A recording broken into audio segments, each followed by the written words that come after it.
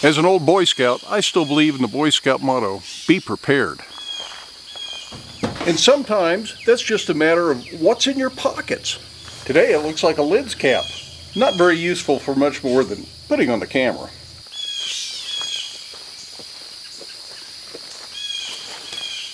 But seriously, I've carried things like a pocket knife since I was in high school. It's changed over time. At one point it was a two-bladed jackknife. Then I really liked a Swiss Army knife. Liked having the availability of the little tiny scissors and the tweezers, and some of the other attachments were quite handy. Never used the corkscrew.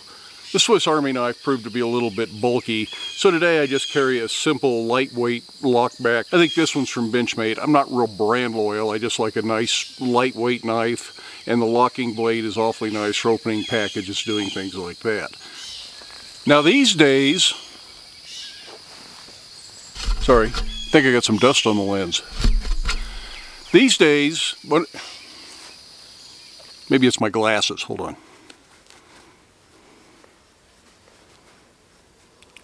Oh yeah, that's a lot better.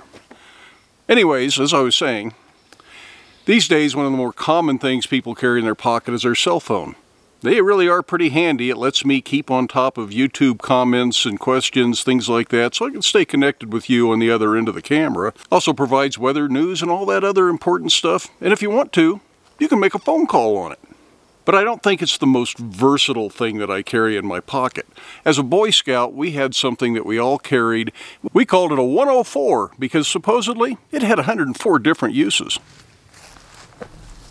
Now that's not the pocket full of change that most of us have that always ends up on the top of the dresser at night, so you don't have it the next day when you actually need a couple of pennies. Nor is it the tube of chapstick that always melts out in the summer and leaves a big mess.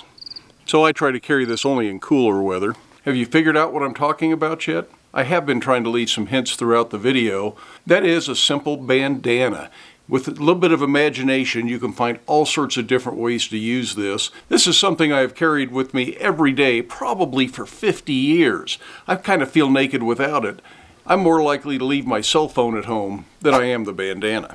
Doesn't matter what color it is, they come in lots of different colors, styles. You can buy these just about any place, a whole lot of different makers. Janet occasionally splurges and buys me some really nice ones that are a little bit lighter and easier to fit in your pocket.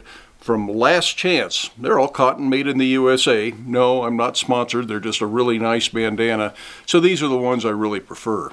But even the cheap ones you buy at the farm and ranch store are perfectly suitable for all of the 104 uses that you can put a bandana to. Of course, maybe there's more than 104. Maybe there's not really 104. So that brings up a challenge. And the challenge is, let's see if we can come up with 104 unique uses for the ubiquitous bandana. So 104 unique comments, not repeating somebody else's comments, so you're going to have to read all the ones before you. If you comment early, you don't have to read so many. But if we can come up with 104 unique comments or unique uses for a bandana, or even more would be better, but I'll take the time to read everybody's comment and make another video on all of the 104 uses that we can come up with. And if you're one of the very first commenters, you can even steal one of the things that I've shown you in this video. So make sure you leave your comment below and subscribe if you're interested in seeing what that list looks like later. In the meantime, you might enjoy watching this video over here.